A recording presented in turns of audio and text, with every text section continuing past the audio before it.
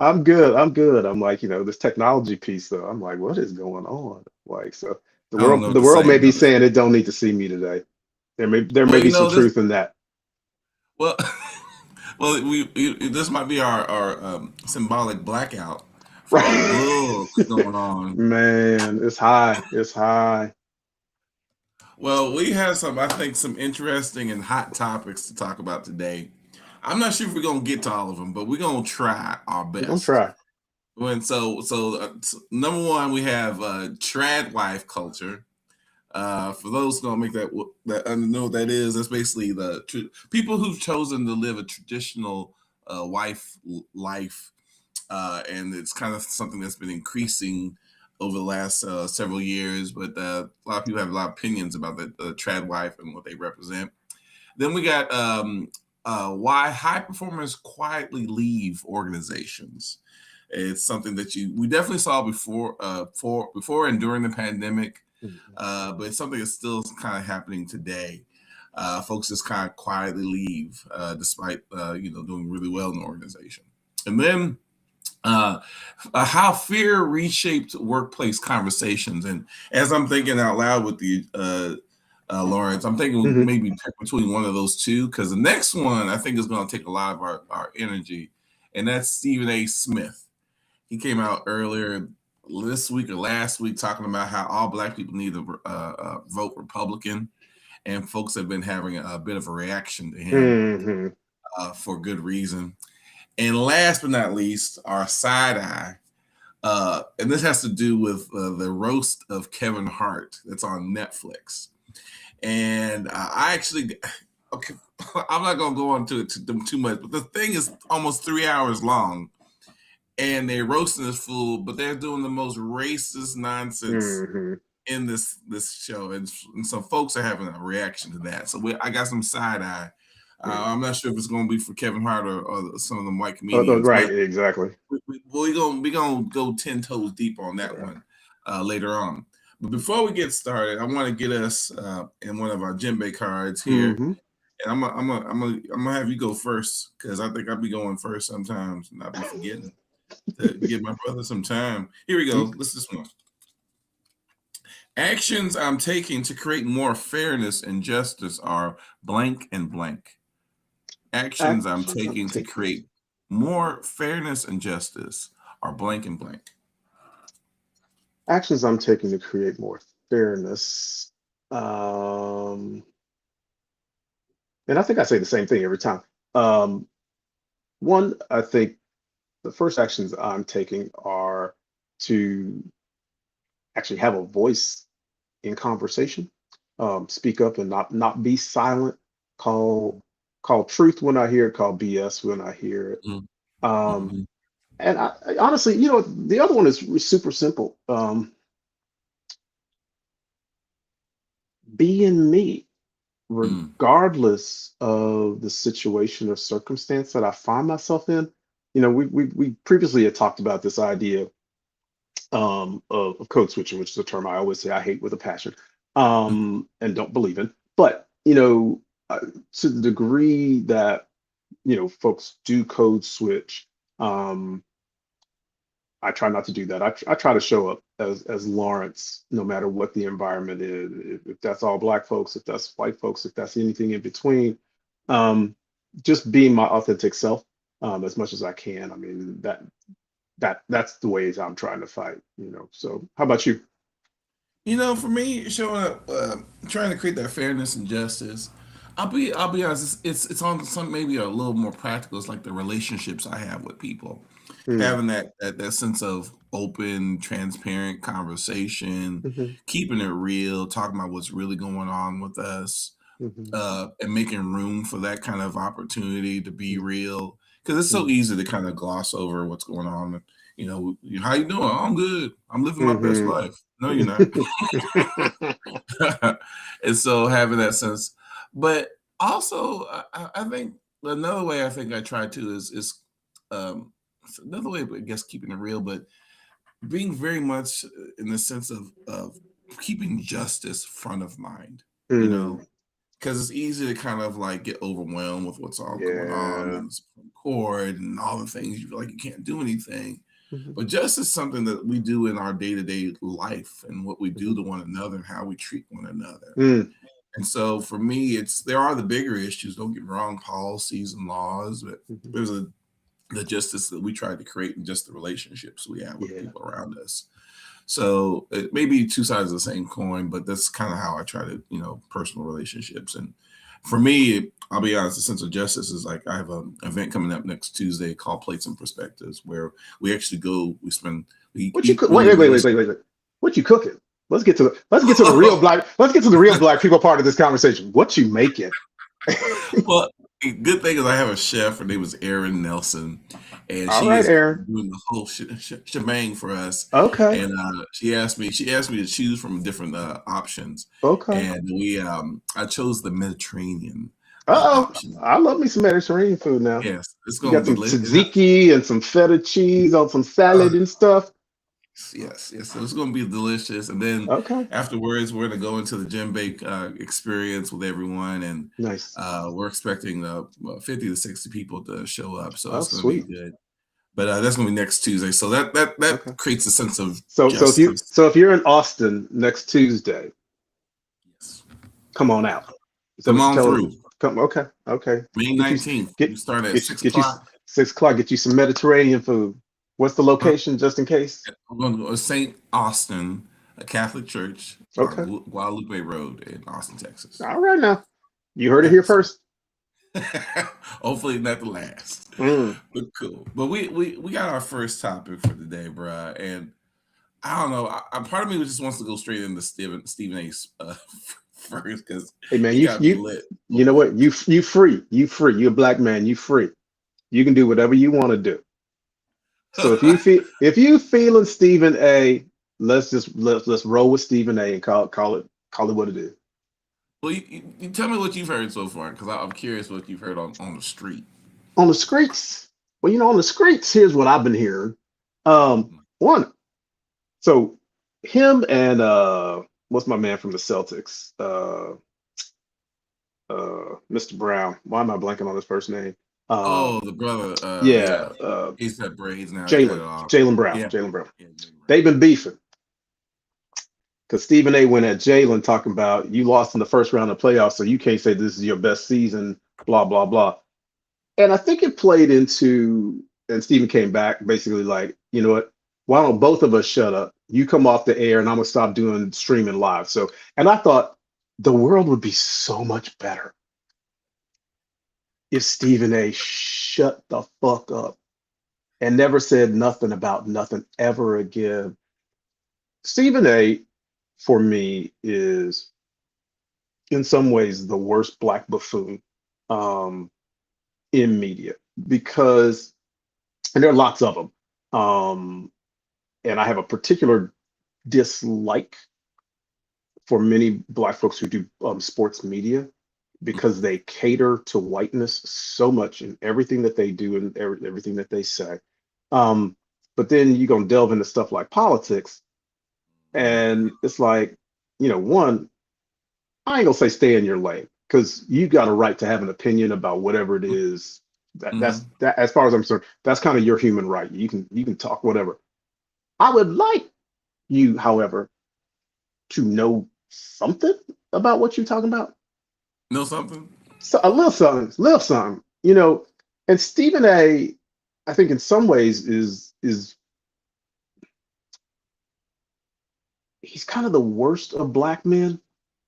I said it. I said it. He is the worst of black men. And it reminds me of all the stuff that brothers were saying about Kamala Harris coming into the election. Bunch of BS that wasn't really based in fact. I heard she did blah blah blah woo woo woo. Mm-hmm. And the Democrat Party ain't shit, and they ain't never looked out for black people and woo woo woo. And so don't vote ignorant or go vote for Donald Trump. Double ignorant. And Stephen A is falling into that same trap of, and I think it's insane to me, KP. Because I don't get it. It's just insane. Because the Well, Democrat Party isn't perfect, and it is not by any stretch of the imagination, you want to say, go vote for the other side. But the other side doesn't share any of your values or beliefs, actively works against you, a la the Supreme Court and the civil rights decimation last week. Um, and you're gonna go vote for that? Oh, and by the way, the policies are shit and don't work. So, and by the way, Mr. Trump also, I'm gonna get it all out and then I'm gonna be done. And Mr. Trump has also decimated the federal workforce, who is largely what? Black people, Yeah, right? yeah. So you Stephen A are gonna go tell me, well, I'm an old black man, but you gonna tell young black folks to go vote for everything that is against their self-interest. That's the definition of insanity. And why anybody who looks like me or you, male or female, will listen to this buffoon is beyond the pale to me. Okay, I'm done. I feel It's all right. It's all right. I feel almost purged. Almost. I still You got a little bit go more ahead. heat, but I feel almost purged. But Let it all out. right. Look, well, I'm gonna do my best impression here. Dr. Lawrence James, you trying to tell me that a black man can't have an opinion and tell black folks to vote Republican if it's in their best interest? I mean, that's the best I got. Not bad. Not bad. Not bad. You got to elevate the level of buffoonery though, as you say it. You know, I'm like, You know, I and need to have my hairline. exactly, exactly. You know, that's what's wrong with that brother. His hairline and receded so far. I think they took a couple of like, you know, there's a that whole frontal lobe was decimated when his hair left and It was receded. exposed. It was exposed, man. It got burnt up because Too I'm much like, radiation. yeah, right, man, you ain't thinking straight. I'm like, you know, that minoxidil or whatever it is that you're putting on trying to regrow that hair, clearly done seeped into the frontal lobe, you know, and it's eating it away. I'm disappointed, and I've watched other commentators and Mhm. other folks, influencers out there talking about it. The thing that comes out is like he's over there saying, and basically what he's trying to do is get us to return to a time pre-civil rights when black folks did kind of vote Republican or Mhm. Democrat depending on the circumstances, Right. because they are both horrendous organizations, and I Correct. think people will make the argument today that both organizations are horrendous, and so it kind of doesn't matter. I'm not of that opinion. One, I see there's more black and brown and women who are in positions of influence and power Mhm. and resources in the Democratic Party. When I think about the things that they stand up for and the things that the policies that they work towards meet the needs of many black and brown and Yes. low income folks. And so to me, it's not the 1950s where you have organizations that seem in many ways very much alike more than different. You have two organizations that are very different, that are very problematic and still have embedded the legacy of white supremacy and the DNA of racism that's kind of baked in there. Hmm. But there's still organizations that are different in a lot of different ways because of the friends and family members and cousins and associates that who are part of the same organization called Democratic Party. And so I have friends who are also Republicans, but the consistent theme I see with folks who are part of that community is, hey, I'm going to pause 1 second, all right? Hmm.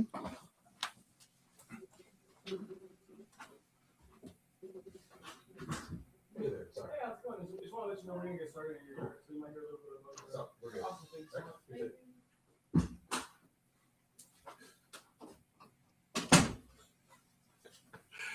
I should have put a do not disturb sign up. All right. My gardener just Okay. showed up. He's like, "Oh, we're gonna be working out here." I'm like, "Yeah, I know, bro. All right. All right. Do All you? right. Do You're you?" like, you're right. You're here But every week. but just to finish my thought, man, it's Yeah. just I feel like what we have here is a man who's kind of just like you said out there, kind of being a buffoon, saying whatever Mhm. seems to be attractive. And I think that's been Mhm. my frustration with Stephen A. and Yep. with other folks like him, that his audience is not us. His No. audience has always been to appeal to them in Yes. their worst instincts and impulses, Hmm. to grab their attention. Yes. And I think, and when you're doing that, you're missing an opportunity to really speak Mhm. to us in a way, and then inviting other people to the cookout. But instead, he's like, I'm really not concerned about what y'all think. I'm gonna appeal because this is where I get my, my paycheck from. This is where That's for them because that's the dollars. thing. That's where his money's coming That's from. right. And I don't know. I just feel like that's a sacrifice I'm just not willing to make, and he seems to have made the sacrifice or whatever this choice a Yeah, long time ago. I And so think I think, that's. Go ahead. no, I was just saying. So I think that he's looking for more and more provocative things to say like this to appeal to them. And my concern is this: is that it's not going to last very long. There's Mhm. how many black folks have we known over Mhm. the years who've had that strategy, and eventually they just fall by the wayside. And it's like OJ. OJ didn't Mhm. worry about us until he needed us. Until And they then all of a needed us. sudden he's like, I'm black I'm too. black. Right. And so I'm just I'm too through with him. And I'm not. This is not about whether you should vote Republican or not. It's him trying to appeal to his electorate, his audience of Right. mostly white folks, and sound somehow appealing to them. And this is the rough part. Then I got white folks coming to me and say, "Well, Stephen A. says this." I'm like, "How you gonna use him as an example? But that's He's what not they an always do. example." But that's what they always do, though. And I think that actually is one of the underlying problems with what Stephen A. and folks like him do, which is he's got this platform that he utilizes, frankly, to make him more money, whatever. That's a very American thing to do. Um, but it legitimizes a insane, unhelpful thought process and belief system for Black and brown folks that then pushes you, me, and other folks to have to answer as if any of us gave a flying flip what Stephen A said, um, to what he said, as if he's some kind of icon in the Black community that we're all like, wow, it's like Stephen A is not fucking Dr. Martin Luther King or Malcolm X by any stretch of the imagination, right? So why is anybody? And I ask this question to young people all the time. I was like, why are you listening to him? Why are we listening to him? Why does he get any kind of? I mean, we're on occasion I find him funny when he goes after the Cowboys, the Dallas Cowboys, Right. and talks about how bad they are, and I'm like, well, I Hmm. kind of agree with you there. Hmm. Um, but outside of that, I'm trying to figure out what is it about Stephen A. that seems to be so attractive to people that they even give him the time of day. Man, I think it's the tomfoolery. I mean, it's the hyperbolic nature of what he does and what he says, because it is a caricature. And I think people enjoy that, and that seems to be a lot of the folks who make it, in sports talk radio, on sports television these days. That's sort of the brand. You can't have somebody like a Ryan Clark who is super bright, super thoughtful, in his case, really knows football, thinks, and is able to clearly articulate a viewpoint. And I'll be honest, 90% of the time, I actually agree with Ryan Clark. Every once in a while, I'm like, not so much. But even when I disagree with him, and maybe this is the biggest difference with somebody like Stephen A., even if I disagree with Ryan Clark, he has laid out a cogent argument for why he stands for what he stands for that I can choose to agree with or disagree with. But I get where he's coming from. Stephen A just says some weird platitude that you're like, okay, but what's the substance behind how you got to where you got to? And there is none.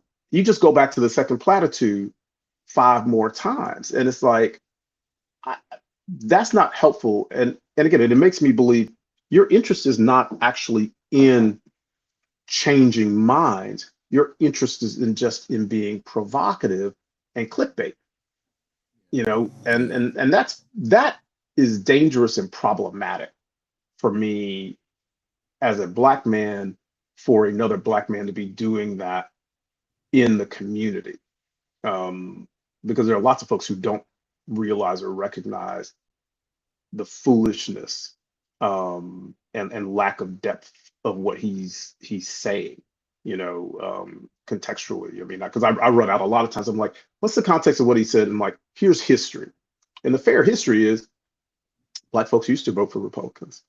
Mm-hmm. When Republicans were advocating policies that were in the interests of Black people, they stopped getting black votes when that changed. Yes. That's the Yes. real story.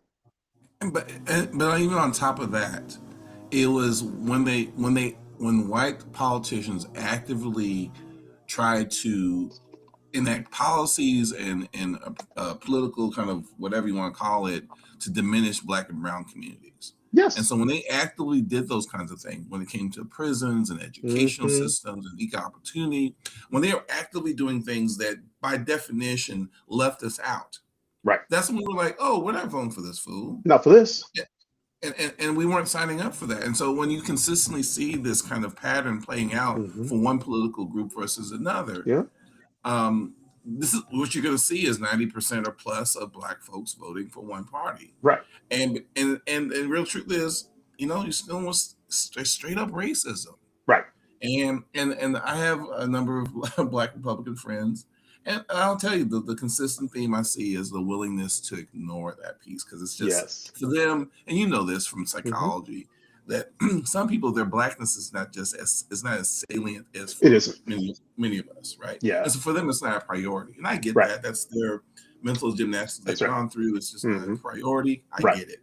Right. But with Stephen A. Smith, he professes his Blackness is something that's a priority for him, Yes. and somehow he's encouraging other Black folks to go vote for Republican as somehow as a strategy to get more influence. And I'm like, Hmm. there's plenty of Black people who are voting Republican, and they have zero influence. They get embarrassed on TV. All the time.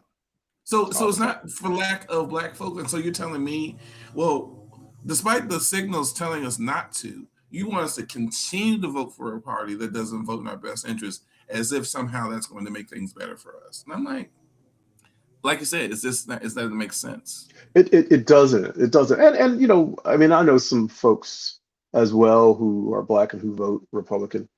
A lot of them are ex-military Hmm. or cops. Um, and a lot of them are voting along the lines of gun rights. Um, and maybe that's some of the story, which is a lot of folks who look like you and I. And I think this was also true of the Latin community in the last election. They were voting on a fairly narrow band of issues, possibly only one, either Hmm. economic interest or stuff like gun rights. And they Hmm. weren't looking more broadly. And maybe that's being a little bit unfair, but that was at least the people that I came in contact with. And then they did the gymnastics that Stephen A did, which was, I care about guns and the Democrats ain't shit either. And I was like, play that out for me. I'm like, how does that make sense? I'm like, if your issue is about guns and you want to keep your gun and bear it and wear it wherever you want to, you probably shouldn't vote for the Democrat Party because that's not what they are espousing. But when you talk about the metrics of policy that tend to be in the interests of most Black and brown folks, I don't think there's a contest in that conversation, based on what I know. But see, now you're making me remember something. I think sometimes when Black folks come across Republicans, like I don't know if he's a Republican, but let's say a Stephen A. Smith or other Republicans that are out there, the Tim Scotts, Hmm. the Clarence Thomas. Hmm. Their biggest beef with them isn't that they're Republican Hmm. and that they have conservative values. That's Hmm. not their beef. Their beef oftentimes is what comes across as selfishness, Yes, really focused on their own individual their self own interest individual, right? and Exactly. not the interests of the community as a whole, Exactly. and diminishing Black folks, painting a broad brush Hmm. of incompetence, of you Hmm. kind of deserve what you get because of Exactly. this and that kind of selfishness and Yeah. pointing the finger at the Black community as being Hmm. somehow a detriment to themselves. That's right. Those are the things that you consistently get Black folks frustrated about. We can talk about Absolutely. abortion. We can talk about educational system. We can talk Hmm. about crime. We can Hmm. talk, but if in all those things you're pointing the finger at us as a Yep. whole and saying we're the problem, Right. and It's your fault I, that you are where you are, right? You're in if a you just deficit. act it right, if you act it Right. right, If you acted right. Well, it's interesting because I mean, Clarence Thomas has basically said and lied his whole way through his career to say he wasn't affected or impacted by affirmative action. Bro, you got all of your degrees basically because you were an affirmative action baby. But then you're going to hmm go and dismantle the policy.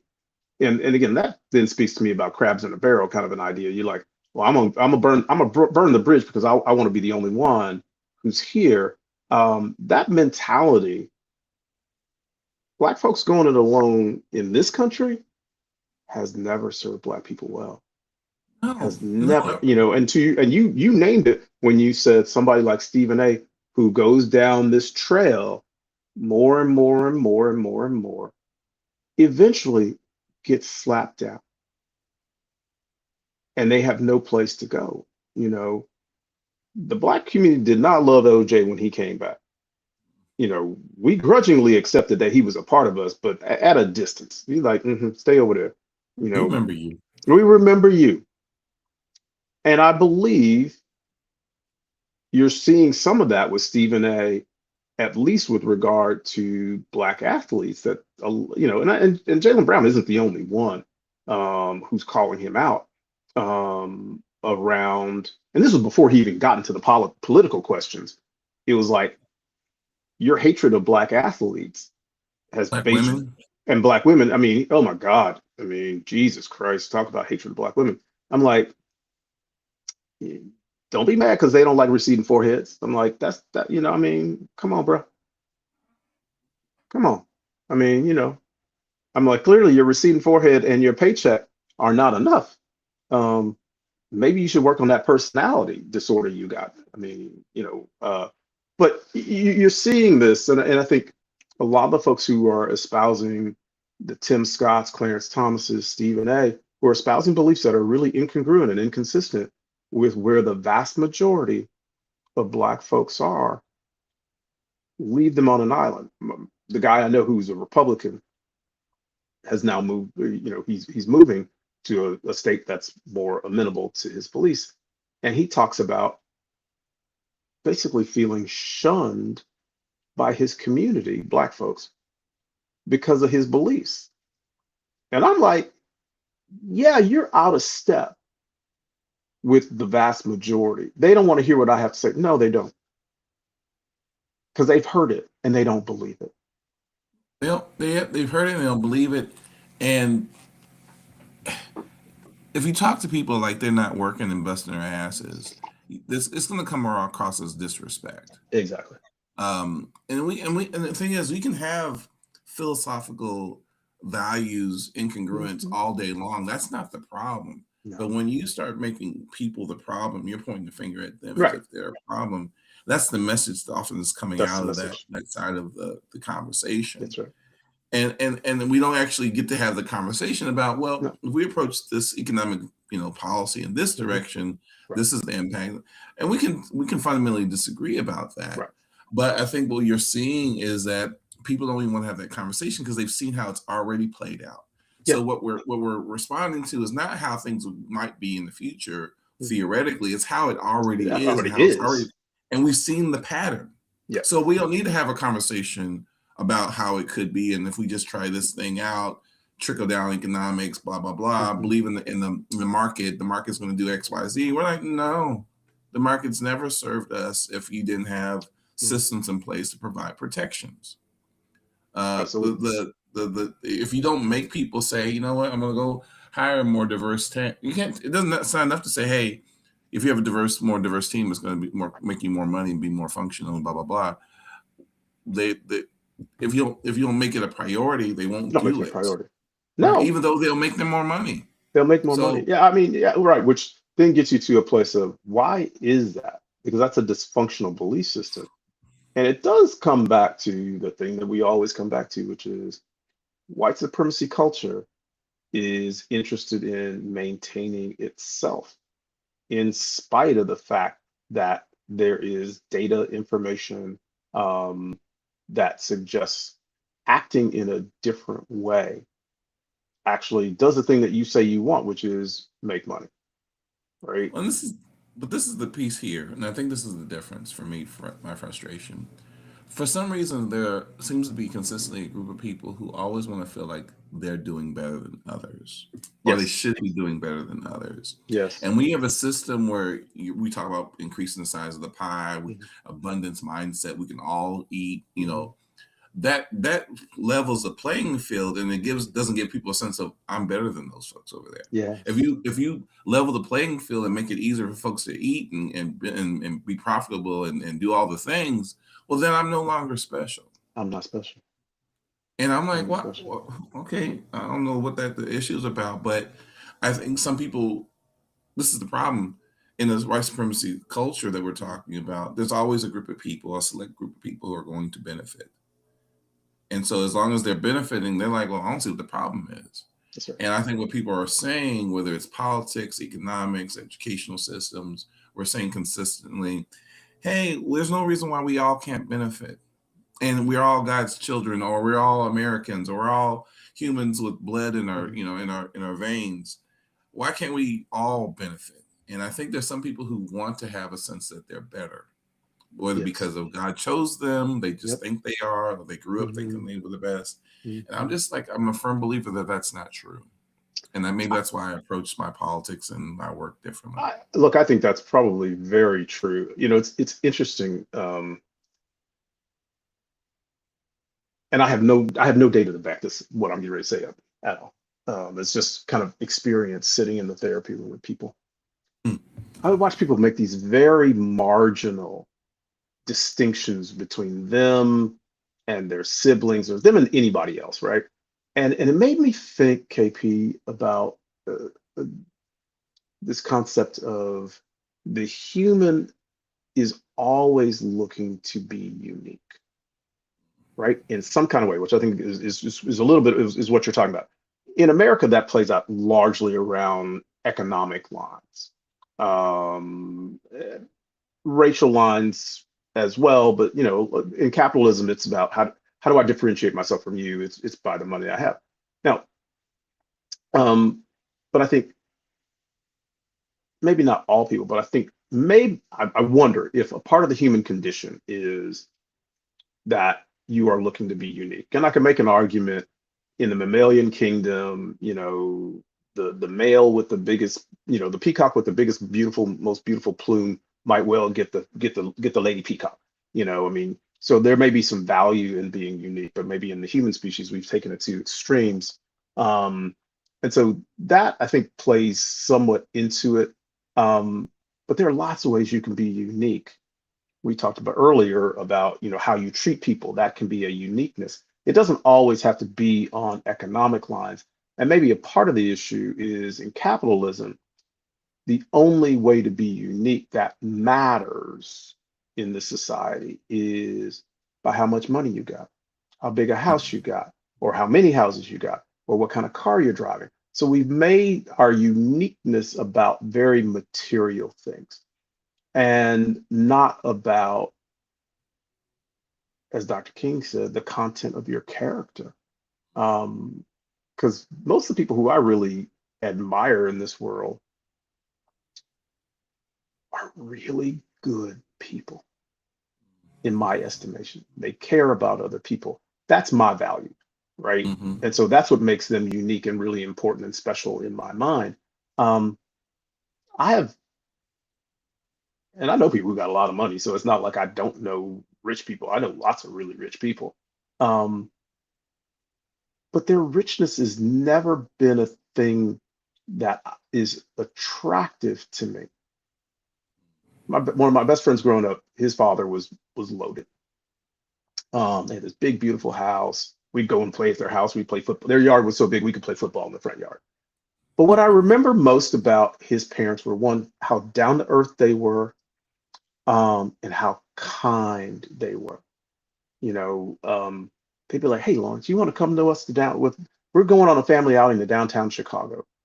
Why don't you come and we're going to bring a bunch of Jerry's friends. And we're going to take them downtown." that was kindness. Um, that's what set them apart. Not that they had a big old beautiful house. And so I think when I listen to folks like Stephen A. and folks like Clarence Thomas, who are always espousing things that feel like they're about money and all that kind of stuff, as being a bit myopic in terms of the overall sort of breadth of what makes people really great. And I can't, it's interesting. So if I put that paradigm on somebody like Stephen A., and I don't know Stephen A., obviously, I couldn't sit here and tell you that I think Stephen A. is a good person or a bad person because I don't know. And he's done some wonderful things. Yeah, I mean, he's given money to probably yes. HBCUs. He's done some good stuff. So is he an overall horrible human being? I could not say that. Do I vehemently disagree with him about some of the things that he says and the views that he holds? Absolutely. Absolutely. You know, because I think some of those views are problematic for the community that I love, which is the Black community. So Yeah, and I'm glad you're reminding us. He's not. He can't be all bad, right? And I just think that a lot of things that he professes and seems to be, um, what he does seems to be not in the interest of anyone but himself and the yes, audience that he's speaking to. yes, And when he does that, I think in the end it ends up being a detriment to us as a community as a whole. thousand Yeah, percent. and I just hate that because he's probably one of the most popular sportscasters that are out there on Hmm. this, as far as, and so hence why he makes all this money. I Yep. just feel that he gets lost in his attempt to try to appeal to a wide audience. Yeah. Um, and I think that's in contrast to a lot of the folks who I've enjoyed, whether they're musicians, commentators, Hmm. intellectuals. They seem to first talk about their own interests and ideas, Hmm. and how it impacts the Black community, and then they invite others. So Yeah. when I think about MLK, I Hmm. think who he was talking to initially was the Black folks, Yeah. and white folks said, "Oh, I really like what he has to say." Hmm. you know Hmm.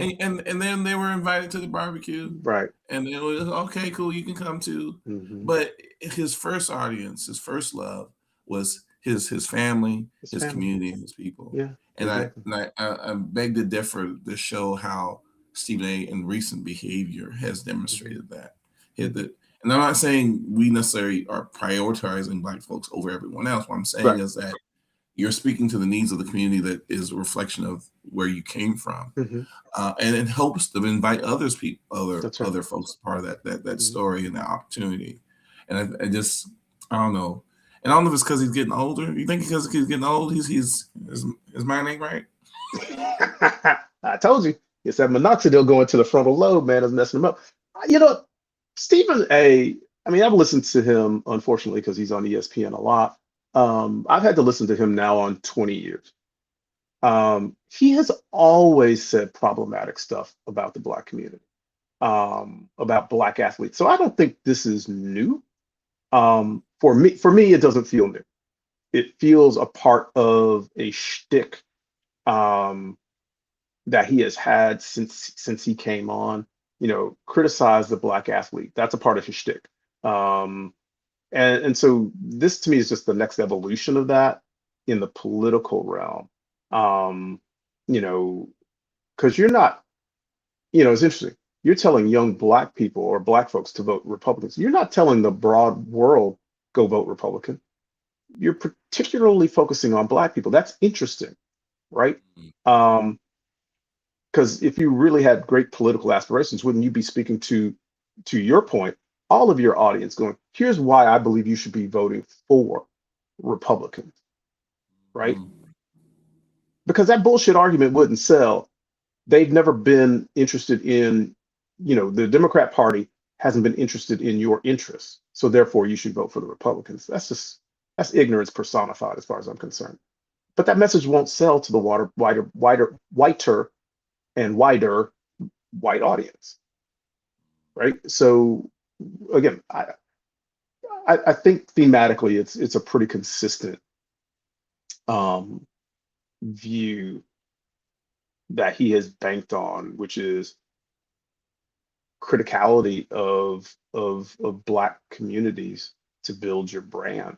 Um, and make some money out of it. You know. Well, and it speaks to a bigger thing that has been coming out. First of all, it's been out for quite a long time. But in recent weeks, I've heard black commentators, but also white commentators speaking about the war in the black community, Mm, the war on brown communities, and the various different ways that we show up. That war has been going on for 400 years, right? yes. Yeah. And so, what it looks like for the Stephen A's of the world, who assumingly does some good things in the world, and Mhm. but the sum, I think what I hear us talking about is the sum total of what his commentary, the impact that it has, the sum total, and the patterns that we're seeing. So it's not Yeah. about one act versus No. another act, or can we find anything good from this man? That's not the question. It's what's the patterns? And overall, what have we seen over the last 5, 10, Yeah. 15 years? And we see the same patterns of critical of black people, black Hmm. athletes, black women. Hmm. And you're like, after a while, you're just like, but what is it? What's your problem with black women? Right. What's your problem with black people? What Black did we do people. to you? And I understand, sometimes we don't treat our own very well, but And we don't. we're a diverse community. Yeah. Right. And there's plenty Like, of us look, to let's be honest. connect. We equal opportunity haters now. Let's be real. That happens sometimes.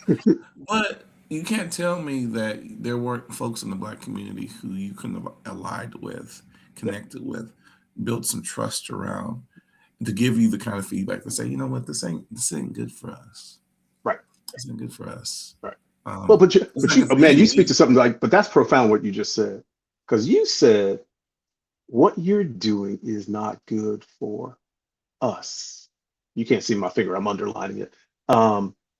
Versus what is good for me. I would argue Stephen A is advocating for a very individualistic um, mindset and mentality. And we've talked a lot about this on this show. Black folks as a whole are a communal people, matrilineal, meaning, women at the center. And so the beliefs, that he is espousing, ironically, in some ways fit with what we were going to talk about trad life.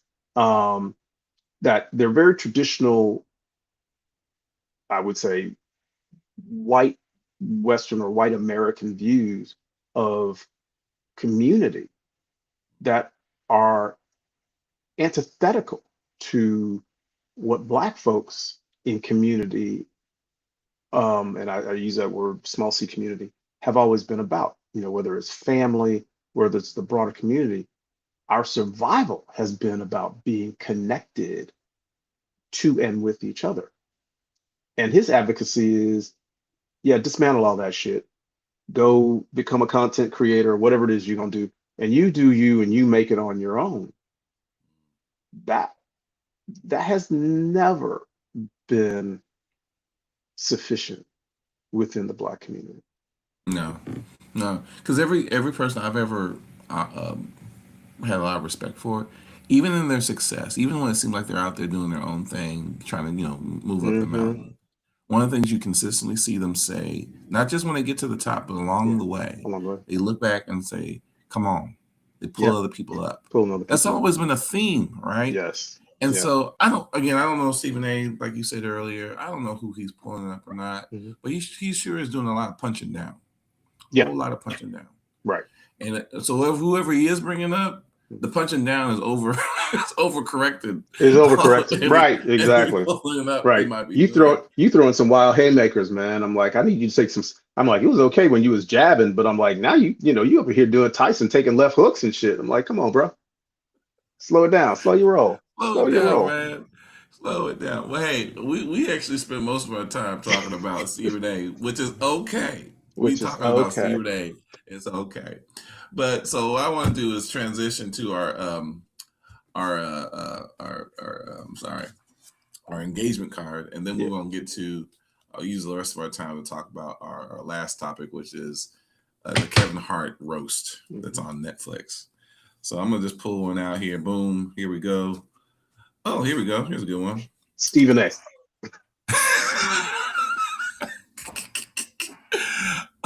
When I was a child, I loved to play blank. When I was a child, I loved to play blank. I'm gonna go first. You got it? I'm gonna tell on myself a little bit. Uh-oh. Uh-oh. When I was a child in elementary school in California, we had this game we used to play, and basically the point of the game, and this is when we still did recess. We had recess, I think, two or Oh three yeah. times a day, Recess was the and, bomb. and recess, especially recess after lunch, that was the longest. The other ones were like Yeah, I don't yeah, know, yeah. 20 minutes long. Like 15, 20 minutes. Um, Yep, yep, yep. yeah, but lunch was like 30 or 40 minutes, Yeah. and was included Mm-hmm. lunch, right? Right. We go eat our food, and we come out the cafeteria, and we go, and someone have a football. Mm-hmm. And we take that football. It'd be like, I don't know, 20 kids, Oh maybe. yeah, I don't yeah. know. I think I I know was this one. pretty fast back then, but so I Okay. get the ball and I run, Uh-huh. run until I was so tired that someone was eventually gonna catch me. Okay. And so I'll just throw the ball. And then someone else will get the ball. And Uh-huh. they run, and I run after them and about to tackle them, and then they Mm-hmm. give up the ball. And that Mm-hmm. was the game. That was the rule that we weren't supposed to be Okay. doing it. All But right. the teachers be having conversations about what Right. happened the They really weekend. want They to. ignore what we're Right. doing. Do Mm-hmm. you know what the name of that game is called? Kill the queer, if I remember correctly. We called it Smear the Queer. Okay. Okay. You know, I didn't know anything. I mean, Didn't we know. were I didn't definitely know that okay. until I was grown, right? The thing is, this is the messed up part of it. I grew up in a homophobic culture, so Mm-hmm.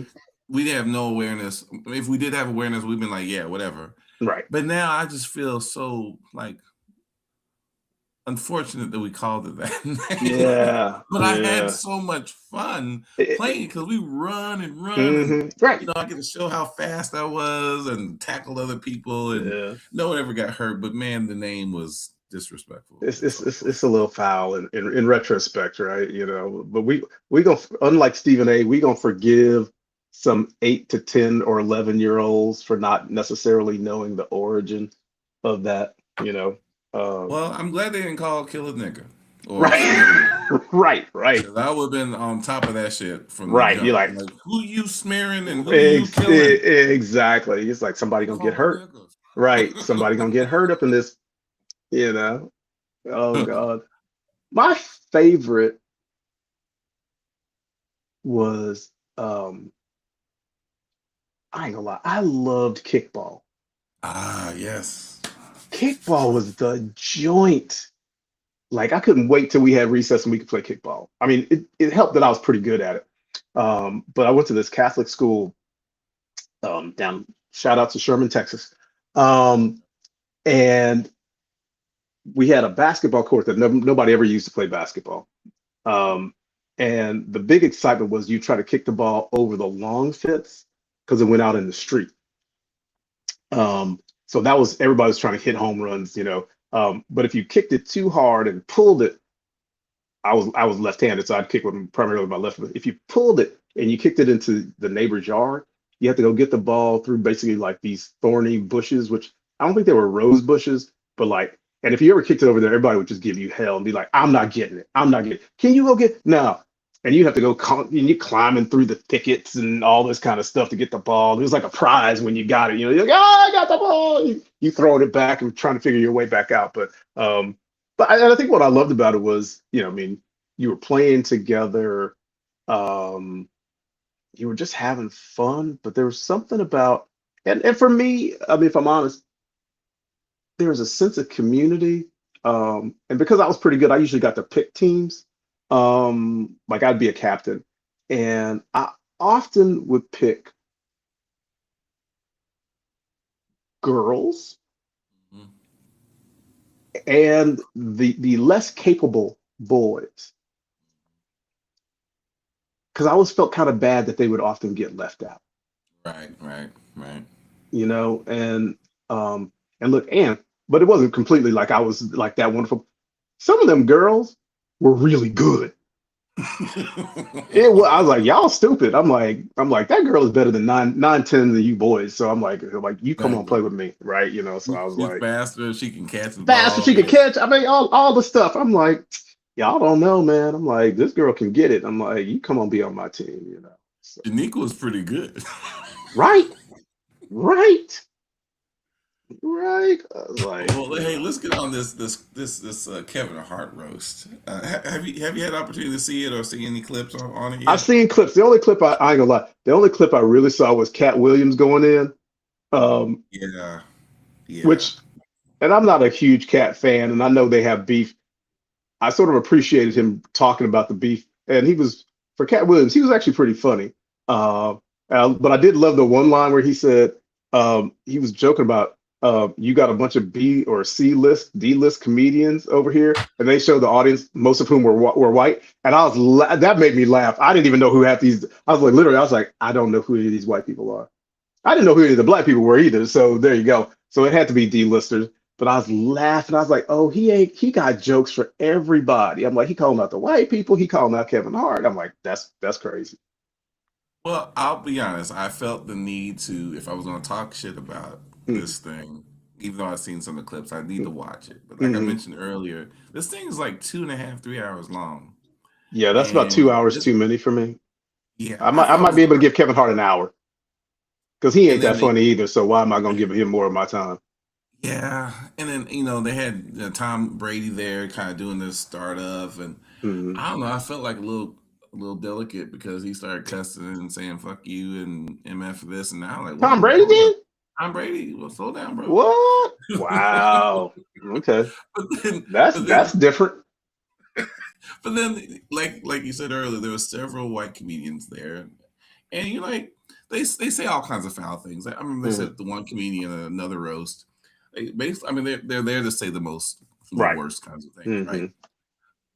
And I remember one guy, he was actually dying from diabetes. He ended up dying like 6 months later, but they made a joke about him dying, like you Oh, gonna fall.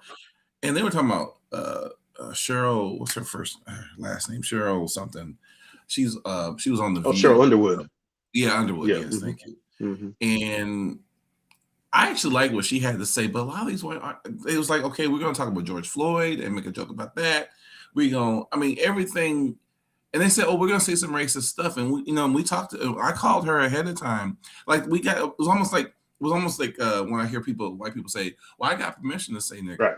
Right. No, You you ain't hear didn't. from me. Not for me. Pop. And, and I don't know. I think I was disappointed Mm. because while Kevin Hart may not be my favorite Mm-hmm. comedian, but he has been successful. He's made a point to do a Excuse lot me. of different things. I think he hires lots of black folks to do all kinds of stuff Yeah. across. He's opened doors for folks, Mm-hmm. and I'll be honest. This is the first time I've ever seen something that's associated with him that I felt like it was so really deplorable. Because Mm. if you go back and look at Richard Pryor's roast when they roasted his Mm-hmm. ass, Mm-hmm. this shit was funny. Yes. And then Richard came out later on and roasted all of them All and them. roasted Yeah. them worse than they roasted Mm-hmm. him, Right. right? But and they said nigga, they said Right. awful things, but Mm-hmm. nothing to the detriment of Mm-hmm. blackness and black people in a Yeah. way that I thought was Mm-hmm. not just borderline disrespectful, straight up disrespectful. Can I ask you And a question? Do you see a sure, through line between what you saw in that and the previous conversation we just had about Stephen A? yes, it just was someone I didn't expect to see it from. Mm. And I think, and I, and so Kevin, he's sitting there, Kevin Hart, he's sitting there, kind of, he wasn't, well, he's doing what he always does. Why he has a mic while he's getting roasted is beyond me. Like, Right. shut up. Right. But he's getting roasted and he's talking and he's laughing through the entire thing. Mm. And I get it. There's comedians, including Dave Chappelle, who will say, we shouldn't have restrictions on what we say Mm-hmm. because we should be able to make fun of Sure. ourselves and not take ourselves so seriously. But Cheryl Underwood said this. It said, we need to be able to make fun of each other and have a good time and stuff, but we don't have to be disrespectful. Disrespectful. Yeah. That's what And I I was think there thinking. is a line. Yeah. And I get it because I get what Dave Chappelle and others are saying. If you put too many guardrails on everything, you never get to really just say what needs to be Right. said. Some Yeah. things need to be said, and we're not Right. saying it. And I Mm-hmm. get it, but I don't think that means everything needs to be said Yeah. without consequence. And Yes. I think that's the problem. Say what you want to say, Mm-hmm. but kill Tony. I can't stand that. Ooh. Mm. he's the one who was at the Republican National Convention and made Okay. those jokes about Puerto Rico being a island of trash or Oh garbage. yeah, yeah, yeah, yeah, yeah, yeah. So he's the one that made the joke about, oh, George Floyd's looking up apparently from hell, looking up Yeah. at us and telling us he can't breathe. Come on. Mm, It has that's not been that many years for us to be yeah. making jokes That's about that too kind of soon. stuff. Like Well, forever, never. forever. It'll be too soon. Like that's in very poor But taste. but that's the thing, right? Whether it's Stephen A. or Yeah. Kill Tony Mm-hmm. or the guy who's a host, Sean something, I forget his last name, Gillis or Gills. Mm-hmm. It just seems like it's a selfish endeavor. Yes. And they're all getting paid, Getting they're all paid. making money, but in the end, it's a selfish endeavor to fulfill whatever they're Mm-hmm. trying to fulfill for themselves. Yeah. And I don't know, I was disappointed in Kevin that he's this is I'm Right. pretty sure he was one of the producers or something Yeah, for it. I'm It sure just he executive produced it and got a whole bunch of money out of it to do another Netflix live. Yeah, I don't know, just disappointed and slightly surprised because I feel like Kevin sometimes will do anything for a laugh, but I just never seen him yes. do this stuff, this kind of Yeah, buffoonery. part of the through line for me is funny because I was just about to say that line. Part of the through line for me with Kevin and Stephen A is I think they both kind of do the buffoonery piece, and there's a lot of catering to whiteness in um in Kevin Hart's work. So I guess him being okay with being this kind of object um in that way makes sense for him. And it's funny that you talked about Richard Pryor, and I vaguely remember seeing that Richard Pryor risk a long time ago, and I could speak to it. And we were in a different era. I mean, decorum was Mhm. different. All right. Richard Pryor clearly was an icon Mm-hmm. um, that other comedians truly respected. And those roasts were really like, could you make Richard laugh? Right? I mean, you had to come with some good shit. Um, Sophisticated. I mean, the George Carlins of the world, like telling stories, but also being like, that was a good story. I mean, that was a good joke. I think comedy nowadays is, it's pretty cheap and uninteresting. I'm like, you just come up and be Maybe that's like, why I like Kill Tony because he has several shows here locally. okay, They've basically taken over Downtown Comedy Club. It's called okay, the Mothership, okay, and then they also have shows outside in the suburbs and mhm, the HEB Center. And you're talking about hundreds and thousands of people showing up. hmm, I don't get it, and I yeah, feel like I mean it's not the same. And I will say it's not the same because sometimes I watch movies that are geared towards women and I'm like, okay, someone's gonna have to translate this for me because right, this is like humor hmm, for and about women right. that I It's probably can't get, and I'm it's cool not with my it. jam. Yeah, Right, exactly. but I'm cool with it, and someone will explain it. Hmm, Some joke about periods or having right, babies or hmm, cankles right. and all this other stuff. I'm like, oh, okay, and then I get it, and Okay, I'm like, yeah, okay, yeah. that's funny. Okay, that's funny. Yeah, I watched the Kill Tony stuff and the stuff that I saw last night. And I think yeah, yeah. I don't I mean, need no one to explain it to me. I there's so much. Yeah, I mean, I think there's so much that's out there that's frankly trash, from my perspective. Um, and it's the lowest brow, not just of humor, of drama. It's just like it's throwaway. It's just trash. And so you walk away and it's like,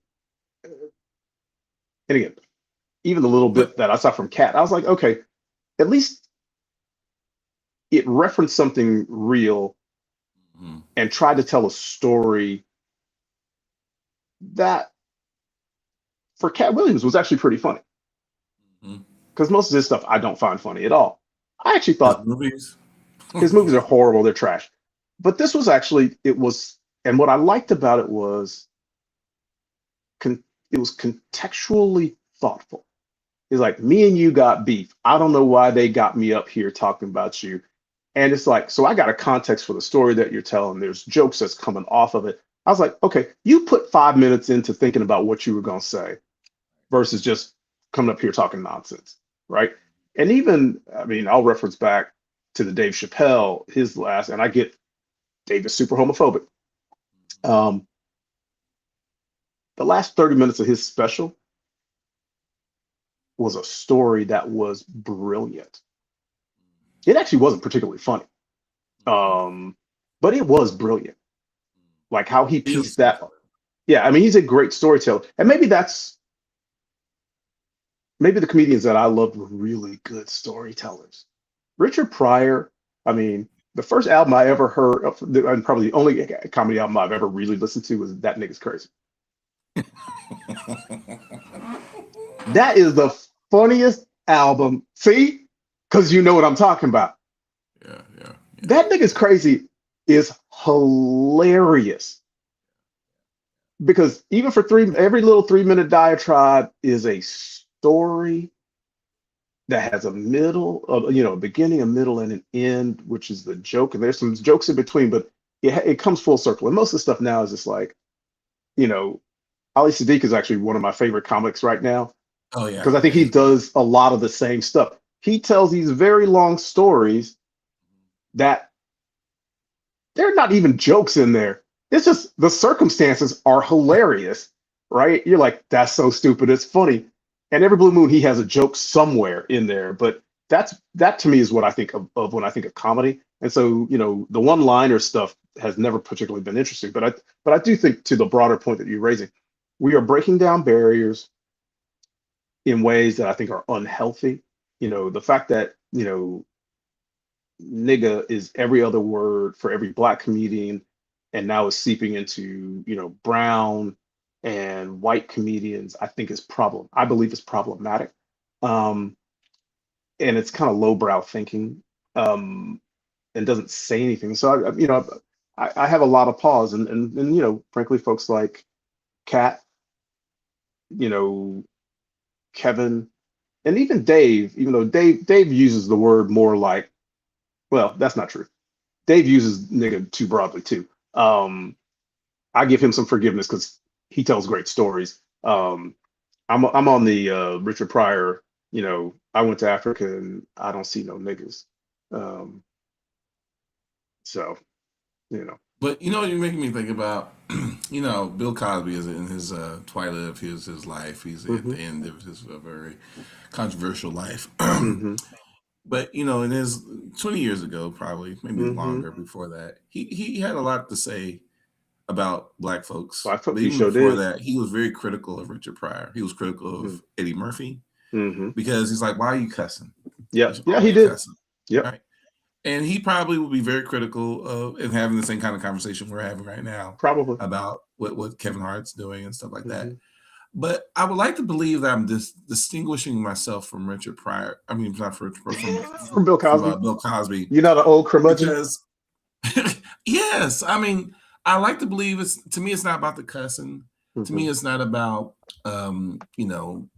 anything other than been to the detriment. I mean, you're really calling. You're telling jokes that are actually somewhat maybe argue as harmful. Harmful. Yeah.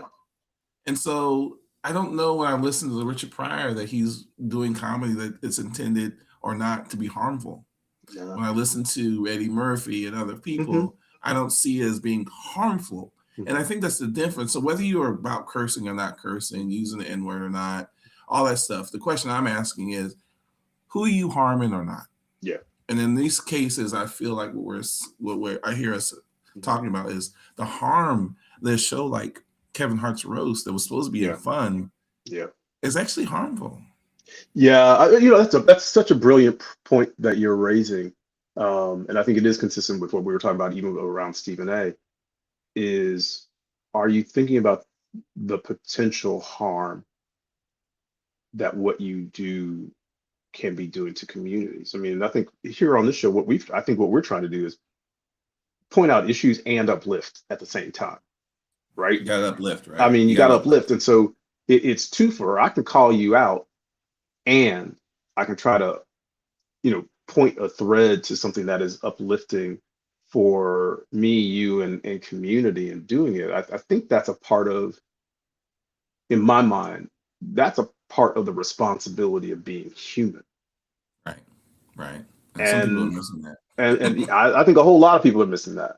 You know, I can be self-interested, but also, as I say to my therapy patients all the time, I want you to be interested in yourself and take care of yourself emotionally, but to do so Mhm. without causing harm to others as much as you can, right? So even that paradigm is never about you individualistically. It's about you in context, you in community, Mm. right? Right. It's always in community. Yeah, and I know people have a hard time with that, because when people talk about community, they think about family, and they Hmm. oftentimes think about the people who've harmed them, right? And so if Yeah. they think about their family who abused them, well, Hmm. that's not my community. Hmm. They think about the world they may live in right now, and they feel like it's really harsh. And maybe if Hmm. you're LGBTQ, you've been Yeah. harmed and Hmm. bullied by a lot of folks, and so you're like, well, that's not my community. But when Hmm. I think about community, I think about whether it's my family or my chosen community, the folks Yeah. who lift you up, who hold you and care for you when things are difficult Hmm. and challenging. That's the community I'm talking about when we're talking Hmm. about uplifting our community. And I think whether you're individualistic or more communal in your orientation, I think we can agree that lifting our community, ourselves, our Hmm. communities is really important without having to diminish and push and punch down on other Yeah. communities. And I think that's fundamentally been the challenge Yeah. I have with a lot of things that we talked about today. Yeah. So, Yeah. but Well hey, I'm said. going to transition if you don't mind. Okay. We do our last card. It's Absolutely. our engagement card. I'm sorry, celebration card. And I'm leaving here today with blank. You want to go first? You're leaving here Yeah. today with blank. I'm leaving here today with some peace. I purged, but beyond purging, I think you helped me to get to a place of peace around that last commentary that we just had, which is we can disagree, um, and think about uplift, right? Yeah. I mean, I can disagree with you without being harmful. I can disagree with you and still try to buoy you and buoy me and try to bring uplift to the community. So yeah, that's what I'm looking at. I appreciate you saying that because I was on another KCOH is Houston radio station. Hmm. And one of the things I remember talking about then, and I've said this to a bunch of my friends, I said, there's this brother, there's an older black man here in town, and he's a black Republican. And I don't agree with him on a lot of things. Hmm. But one thing that we do agree on is I just need folks to get out my way and Mm. let me do what I need to Let me do do my for my thing. people, my Yeah. community. Let me be successful because the problem is that you're finding people are consistently, intentionally getting in the way of other folks. Yeah. And so I walk away with here saying, you don't have to agree on things, but we do need to get out of each other's way so we can get what we need done, so we can eat and be prosperous. And I'm leaving here today with that sense of like really wanting to get things done, and if necessary, I might have to kind of nudge you out the way so I can get Hmm. things done. Hmm. Excuse me. Excuse me. Excuse me. Excuse me, because Can you you in my way. move? Can you move? Excuse me. Excuse me. Right. Trying to move through, trying to live life. Right. Right. Exactly. Exactly. Right. Well, hey, brother, But it's you can come always on good with to me sit though. down. You know. Yeah, Excuse me, but exactly. you can come with Come, me. you come with me. There's Come with me. room. Right. I got SUV. Come on through. Got an SUV. We got room. Well, hey, Love brother, it. it's always good to hang out with you and Always, talk. always, And bro. we only Always. did two topics today, but Stephen A. I had me filled with the spirit today. heat, man. Hey, look, he had me on some heat. You know what I mean? So it bees that way sometimes. It does. It does.